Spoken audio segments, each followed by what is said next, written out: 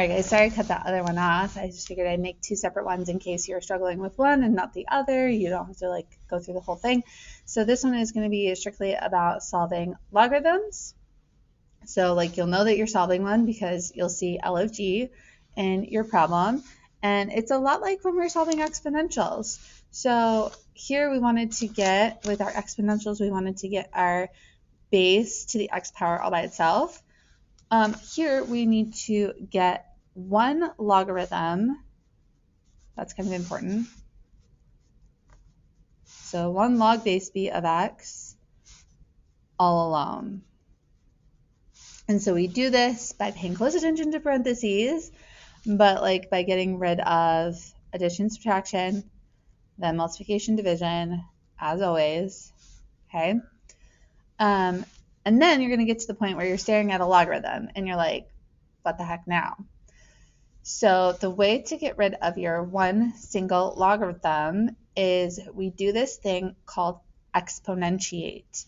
So exponentiate basically means you're taking your numbers on both sides of your equal sign and you're putting them up into a power, and you get to pick the base. Okay, so we exponentiate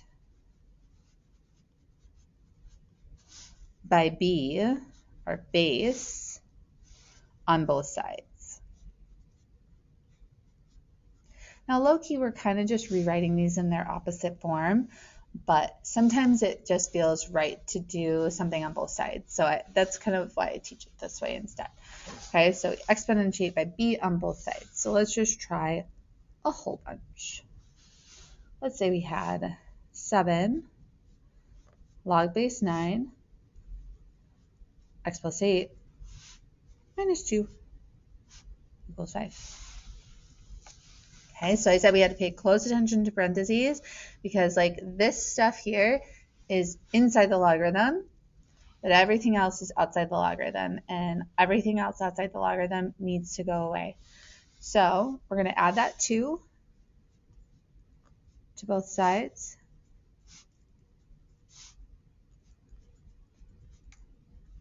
So then we equal 7. And then the 7 out front, we want to divide that away. And so now we have log base 9 of x plus 8 equals 1. And now we're staring at our logarithm, like how do I get rid of it? And so here's where we do the new thing. We need to exponentiate by b on both sides. So since my base is 9, we're going to put both these numbers up into the power with 9 as our base.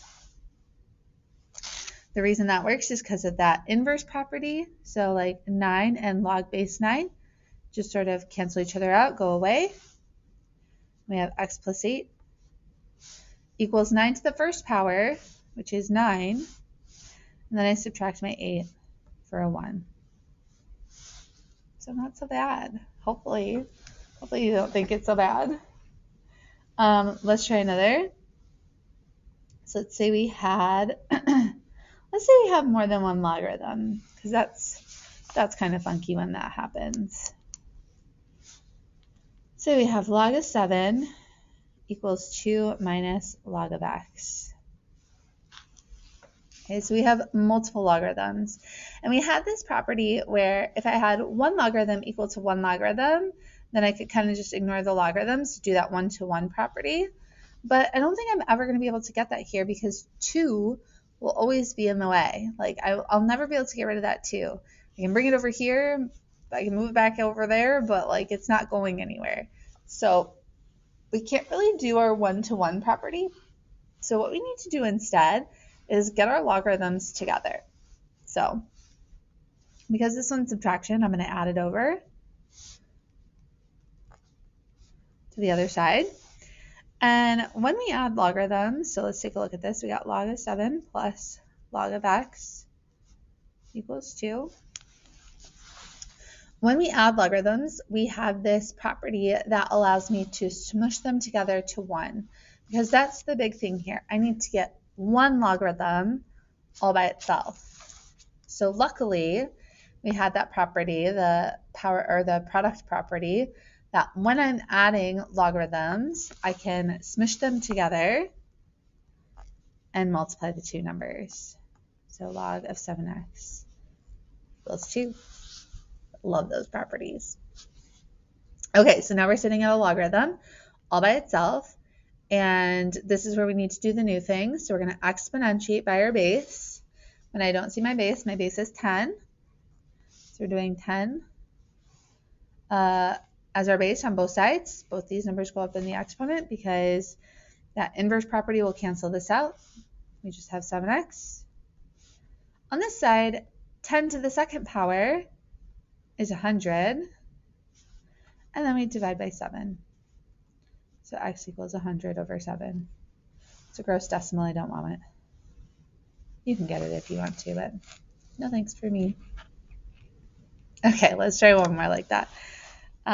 Let's say we have 3 log base 2 of x minus log base 2 of 2x equals 3. Okay, so again, I have multiple logarithms. I need only one.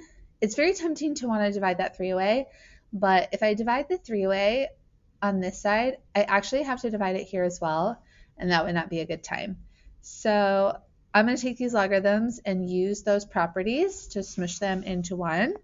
So we'll have log base 2. Now the first number that I have, x, is going to have a power of 3 because we have that number out front.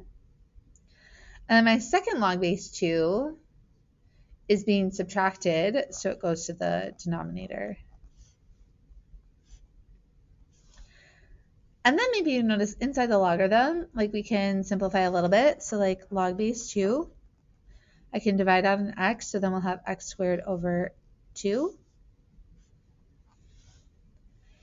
And now that my logarithm is a single logarithm and all by itself, we can do that new thing where we exponentiate. So 2 is going to be the base on both sides. Because 2 and log base 2 will cancel out, we'll have our x squared over 2 equals, on this side, we'll have 8. And then to solve for x, we'll times 2 on both sides. And so we get x squared equals 16. And then square root to get the x's plus or minus 4. Now I'm always a little bit worried whenever I get two answers like this. So if we take them and plug them back in, like if I plug in a 4 right here, so let's real quick do this. We have 3 log base 2 of 4 minus log base 2 of 8. Does that equal 3? Well, log base 2 of 4 is 2, because 2 to the second power is 4. And log base 2 of 8 is 3. So I get 6 minus 3, which is 3. So that one all works out, which is good. So now let's try our negative 4. We'd have 3 log base 2 of negative 4 minus log base 2 of negative 8. Does that equal 3? So my first step here when I'm doing log base 2 of negative 4, I'm thinking 2 to what power is negative 4? And I don't think I can get a negative number with an exponent. So yeah, like you basically cannot take the logarithm of a negative number. So we actually don't want the negative 1. My answer is really just positive 4. Like, let's see what our calculator does when we do that. So if I wanted to do log base 2 of negative 4, I'm going to hit my second to get log base 2. We'll do negative 4. Oh, no, not negative 44. 4 negative. There we go. Log base 2. And we get an error. Because you can't take the logarithm of a negative number.